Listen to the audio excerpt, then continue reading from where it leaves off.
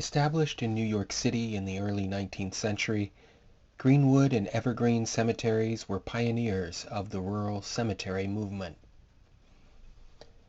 This movement responded to the problems of overcrowding and land scarcity that characterized the rapidly industrializing cities of America and Europe. Before the rural cemetery movement, the dead were traditionally buried on the grounds of the church to which they belonged. But with the rapid growth of cities such as New York, urban churchyards quickly ran out of room. The rural cemetery movement offered a solution. Developers purchased large plots of land in wooded hills outside the city and established a new kind of burial ground. These cemeteries were open to any member of the public, in theory, regardless of the church to which they belonged. Organizing themselves along the lines of the city rather than the church congregation, these cemeteries revived the older burial tradition of the necropolis, the city of the dead. More than a simple shift of location and increase in size, rural cemeteries constituted a fundamental reorganization of burial practices by both secularizing and monetizing them. While burial in the churchyard was controlled by the church, these new rural cemeteries were business ventures initiated by private investors. They were real estate developments. The dead became customers as well as stockholders. Rural cemeteries were run as corporations whose board of directors were elected by those who had purchased family burial plots of a certain size. Wealthy families ran the rural cemeteries. With this shift of power away from churches and toward private moneyed elites, rural cemeteries participated in the larger movement of the rise of the bourgeoisie, city folk, etymologically speaking. These new cities of the dead transformed the experience of memorialization. Rural cemeteries were open to the public and were designed as both burial ground and park. Spacious and green, with winding roads, man-made lakes and fountains, taking advantage of hills, or even constructing them, to create vistas, the rural cemeteries served, with certain restrictions, as recreational spaces. Places that one could go for a leisurely walk under the shade of trees, to promenade with a suitor, or to simply reflect in a quiet place far from the press of the city. The dead were part of the scenery too, with the tombs of the most illustrious constituting attractions in themselves. The rural cemeteries inaugurated the golden age of the mausoleum, with visitors coming to enjoy nature and culture at the same time.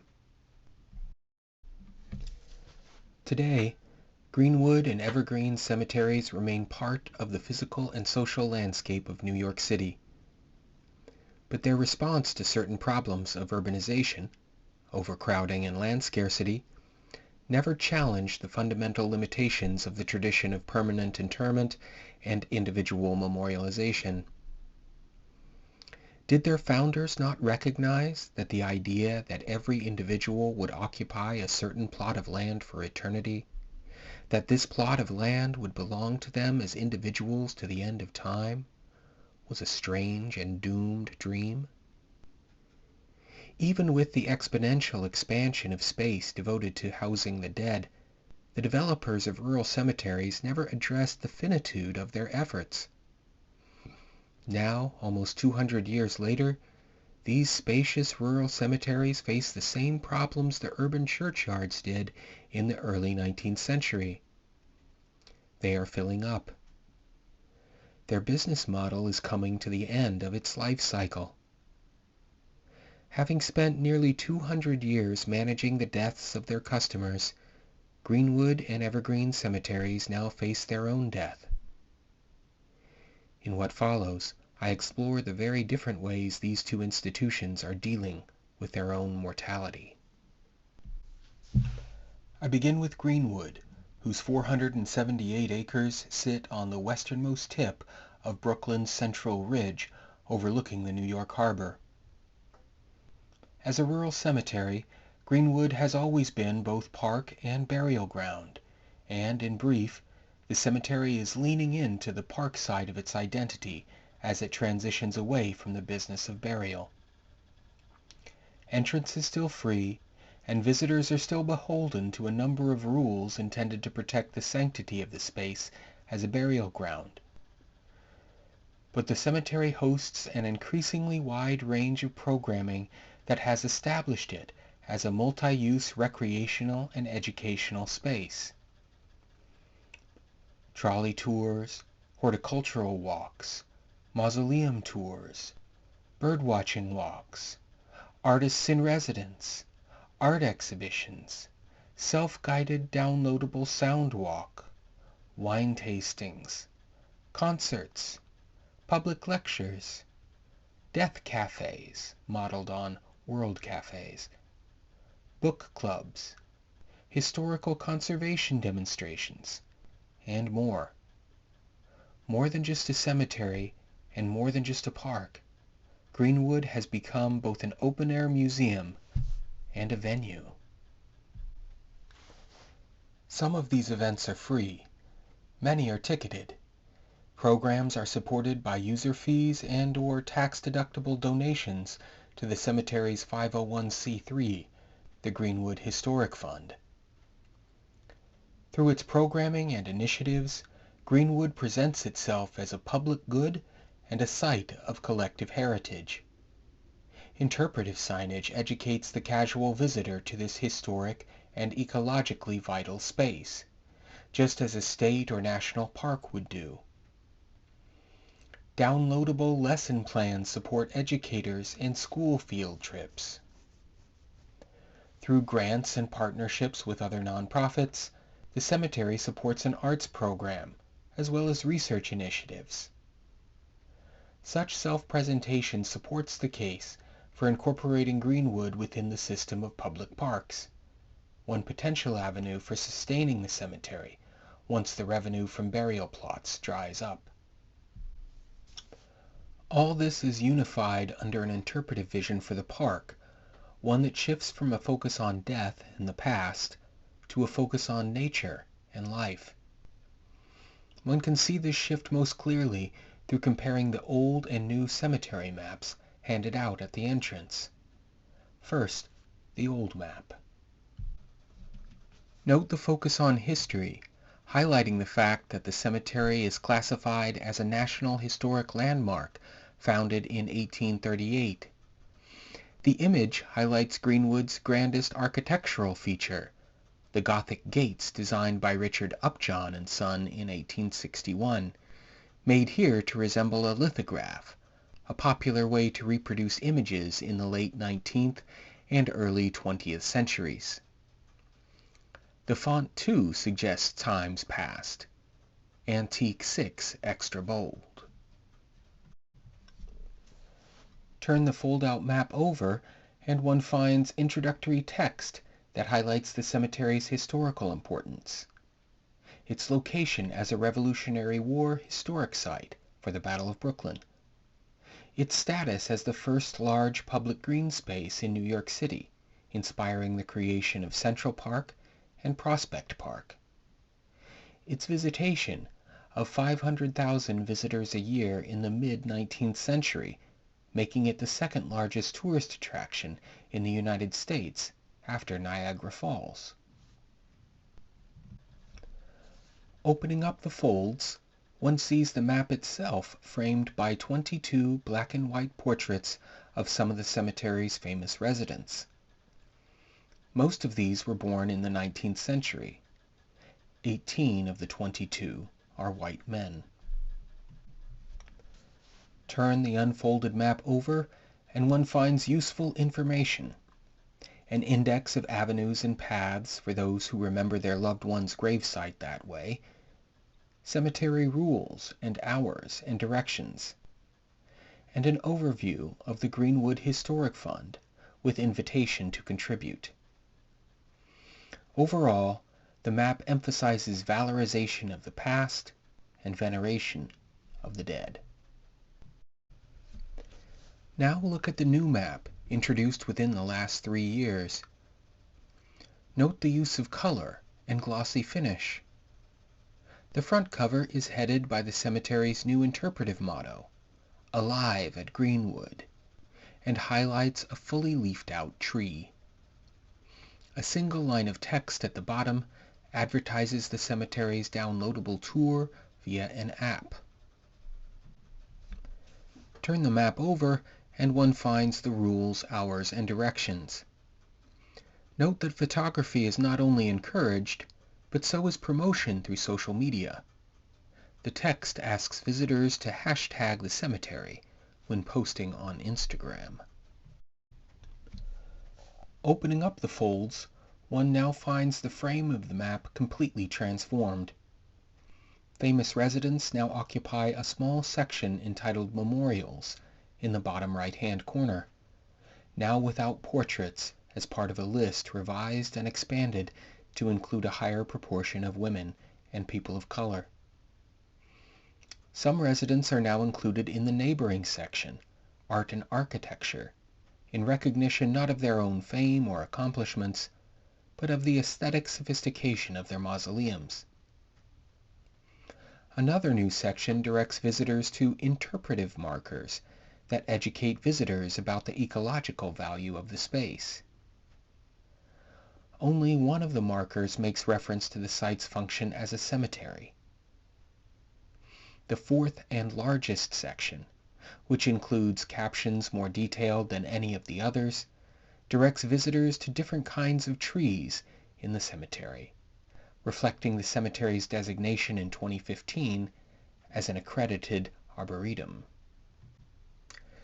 Comparing the maps for primacy of place at top left billing, we find that the 19th century Protestant divine Henry Ward Beecher has been replaced in the new map by the European horse chestnut. Beecher now sits without portrait at number 18 of 25. His caption changed from "The Great Divine" to "Abolitionist Preacher." Turn the folded out map over and one finds further emphasis on nature and life. A panoply of color images foregrounds birds, trees, flowers, butterflies, and other living creatures alongside images of the cemetery's architecture. Text flanks the images, enlarged bold font highlighting the words of those who have commented on the natural beauty of the space. Hills, green lawns, easy slopes, thousands of trees, peaceful place, full of wonder. Only one text box highlights history, authentic reminiscences of the past. Only one text box makes reference to the site's function as a cemetery, retaining even here an emphasis on the site's natural aesthetic. An example of romantic landscape design, where the bereaved could find solace in nature. This comparison of the two maps illustrates the shift in emphasis from history and veneration of the dead to nature and celebration of life. This shift reflects the broader transition from cemetery to park that Greenwood is pursuing as it faces its own mortality as a business that sells burial plots. As Greenwood attracts and enlarges a visiting public increasingly devoid of any personal connection to the dead interred there, it grows the revenue stream of user fees for ticketed programming, and it enlarges the base of potential donors to its 501c3. Should these revenue streams prove insufficient, the cemetery may lean into its increasing similarity, in terms of types of visitors and patterns of use, to the large public parks that it inspired, Central Park and Prospect Park. A strong argument could be made for having the city, the state, or even the nation directly support the operation of the site, whether through public-private partnership or direct incorporation into the public park system. Now, by way of contrast, what does one learn from the case of Evergreens Cemetery? At 225 acres, Evergreens, like Greenwood, occupies a sizable, if smaller, tract of well-situated green space. Situated atop a high ridge at the border of Brooklyn and Queens, Evergreens offers even more commanding views of the New York City skyline than Greenwood. And like Greenwood, Evergreens has an impressive list of residents, a rich complement of architecture, and over 150 years of history. But it has taken a very different approach to its finitude and the mortality of its business model. A list of upcoming events promoted on its website includes exactly 2 items: stargazing with the Amateur Astronomers Association of New York in May, and an Arbor Day celebration in June. Besides these, a comparison of programming between the 2 cemeteries yields a litany of absence. Evergreen Cemetery offers no trolley tours, no birdwatching walks, no mausoleum tours, no artist in residence, no art exhibitions, no downloads, no apps, no wine tastings, no concerts, no distribution of maps. A list of no's would go on and on, but one of the most important no's is a rule, one shared by most cemeteries, but not Greenwood. Photography in the cemetery is prohibited. The list of rules published on the website and reproduced in signage within Evergreen Cemetery includes the following, justifying the range of prohibitions. Visitors are reminded that these grounds are sacredly devoted to the burial of the dead, and that a strict observance of the decorum which should characterize such a place will be required of all. All persons disturbing the peace and quiet and good order of the cemetery by noise or other means will be compelled instantly to leave the grounds. The cemetery is open to the public. One can walk through it freely, but the rules make clear that visitors should do so quietly and, to a certain degree, in solitude. They are not to share their experience through the most commonly used modes of sharing experience, the sharing of images. The former president of Evergreens Cemetery, Paul Grassi, explained that his first priority was to maintain the sanctity of Evergreens as a cemetery, to care for the burial of the dead. Under his leadership, Evergreens has been managed first and foremost as a place people come to visit and honor loved ones who have passed on. It's a quiet, largely empty place. It certainly does feel more like a cemetery than a park. One can see in the cemetery a strategy to stave off the inevitable. In certain sections, graves are now being placed next to one another in closely packed rows. There may be much room for such economization, but for how long? Such a strategy shows that when choosing between identity and survival, some choose identity. Evergreens is a cemetery, and apparently will operate as one, until it simply cannot any longer. This comparison of the way these 2 rural cemeteries are facing their existential limits shows no singular overarching vector to secularization. Secularization can turn a cemetery into a park. It can turn sacred space into a private business. It can then make that business model sacred, as Evergreens has done, or it can develop its institutional vision into something new, as Greenwood has done, all while arguing for the precious character of the space and the need to support and protect its distinctiveness. Through it all, these institutions manage death, both their own and their clients', aesthetically, as an experience modulated by design and instituted by prohibition and sanction. Such aesthetic management has embedded these 2 institutions into the public sphere in decidedly different ways. But they nevertheless remain embedded for as long as they manage to adapt and survive, or fail to.